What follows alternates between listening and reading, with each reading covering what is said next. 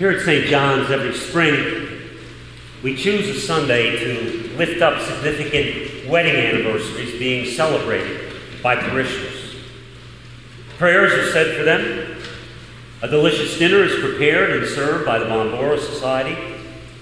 And then, as Elsie Fry is fond of saying, has Schaeffer asked them yet to tell the story of how they met, what they remember of their wedding day, and what their years of marriage have taught them? We annually host Anniversary Sunday because it is our belief that what we do here at the altar rail, in beginning the Christian family through a marriage service, we have a solemn obligation to safeguard thereafter. If we are God's agents in uniting a man and a woman, we must be equally God's servants in perfecting that divine union. The Christian church has a responsibility to prevent a civil judge or any other civil authority from breaking asunder what God has joined together. In centuries past, marriage was seen as a social institution. It was propped up by the law, the church, the relatives, and public concern. It was believed that the main task of marriage was to produce children in order to continue the family line, to preserve family land, property, and to maintain family traditions. But in this century, a new view of marriage has been developing. Today we see marriage more as a personal relationship, a companionship rather than as a social institution. Marriages are no longer held together by duty, but by love and commitment, if they are held together at all. With this new attitude about marriage, the winds of social change have blown down the props that held marriage together as an institution. Public opinion has changed.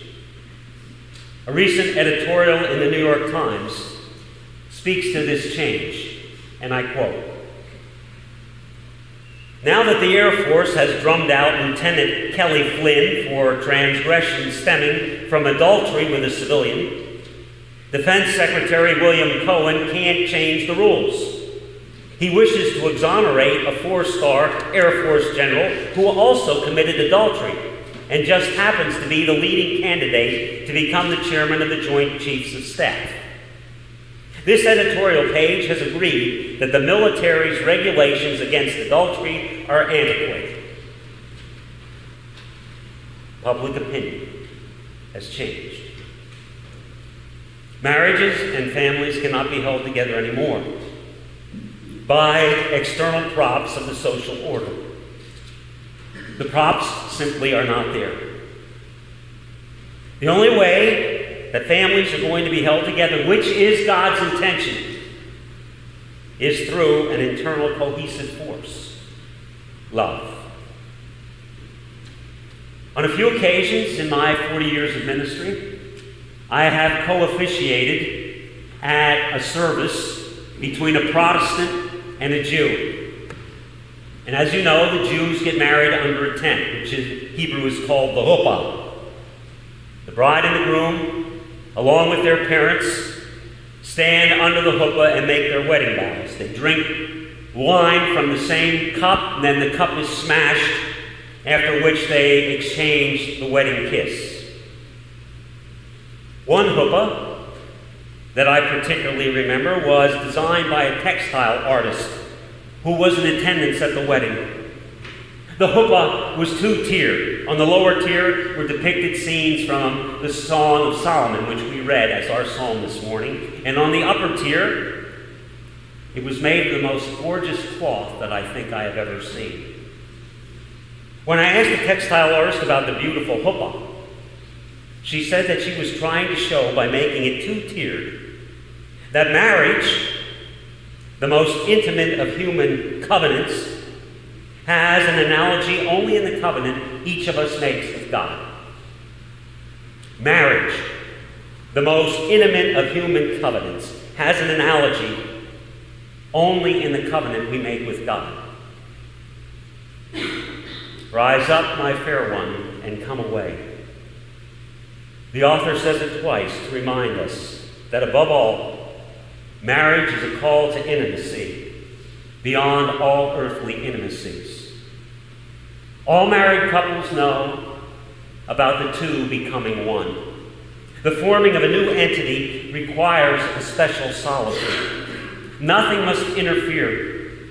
Nothing must intrude on the bonding. Rise up, my fair one, and come away. This passage from the Song of Solomon is more than just a call to a honeymoon. It is an imperative to married couples to sever all other bonds of attachment, whether those bonds be geographical, occupational, relational, or familial. There must be nothing holding a married couple back from becoming one. While it is true that parents birthed and nursed and prayed and taught and sustained, nevertheless, the time comes in every child's life when their parents need to turn them loose in order for them to become one flesh. The ancient writer of Genesis says in chapter 2, each must leave father and mother and cleave only to one another. Parents who do not let go of their children have a pretty good chance of wrecking their children's marriages. Friends also, though they have loved, lived with, helped, and encouraged the bride and groom, nevertheless, after the marriage ceremony, must turn loose of their friends. If friends hold on, even if their endeavors are well meant, they're taking sides in misunderstandings, conflicts, and negotiations, which are part of every marriage, will hinder the bride and the groom staying one and becoming one. Don't you see? Rise up, my darling, my fair one, come away, is a clear call for marriage partners to make a clean break, to leave no strings hanging. For nothing in all of human experience must prevent the two from becoming one. Rise up, my darling, my fair one, come away. For see, the winter is past, the rains are over and gone. To contemplate intimacy with another person on the level suggested by marriage is a fearful step. Too fearful for some people. Marriages require a level of self-surrender that is awesome. Could any concept be more difficult for us to grasp and to practice in a culture like ours, which caters to individual wants and wishes? In the covenant of marriage, each partner must decrease in order that the other may increase, or that they both may increase together. Where two persons come prepared for that kind of a covenant, they discover the deepest desire that they have is to serve their partner. Their desire grows out of their mutual love. And as the weeks pass into years, these couples know that the winter is past, the rains are over and gone. What rains? What winter? The winter and rain of loneliness and isolation and separation.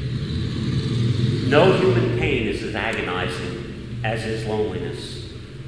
Not just the loneliness of being without a companion, but that of having no one before whom you can bare your heart and your soul and be genuinely yourself.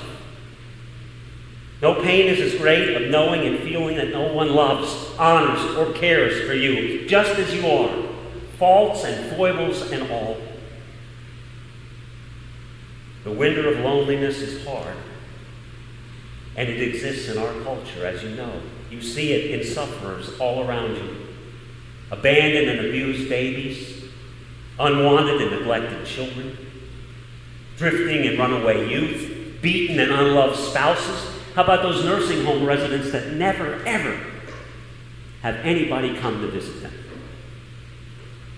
But for all of you who practice self-surrender in the covenant of your marriage, you know that the winter is past. For you have written on your heart those special words that warm your heart every time you say them, when you repeated them a long time ago, to have and to hold from this day forward, for richer, for poorer, in sickness and in health, to love and to cherish, till death us do part. Rise up, my darling, my fair one. Come away. For see, the winter is past, the rains are over and gone. The season of birdsong has come. My dove in the cliffs of the rock, in the hiding places of the mountainside, show me your face.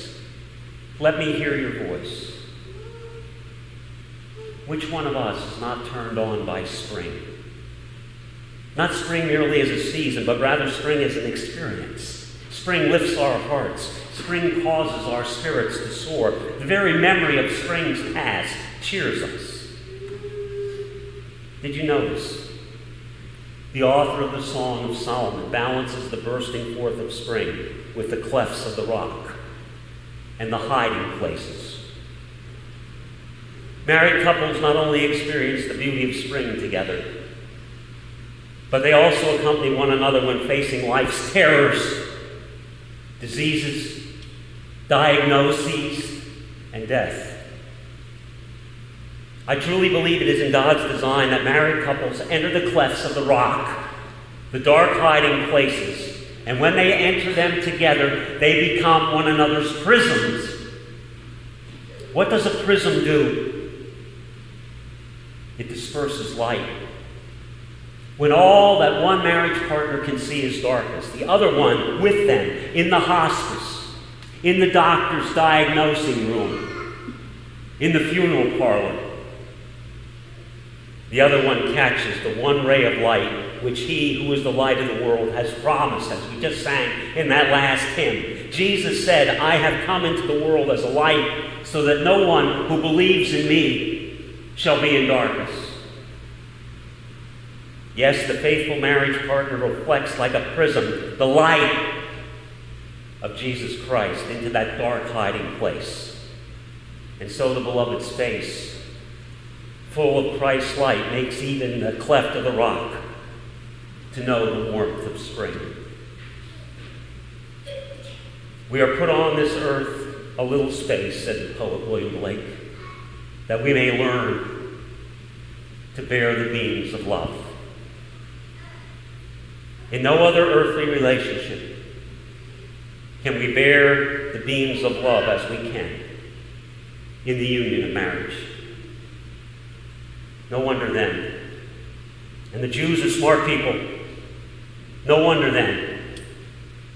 The last thing that the bride and groom do under the huppah before going on to the wedding reception is to say to one another in front of the earthly witnesses and in front of the divine witness, they say to one another together, may we too live our lives so happily together that God may enjoy our union of heart and spirit.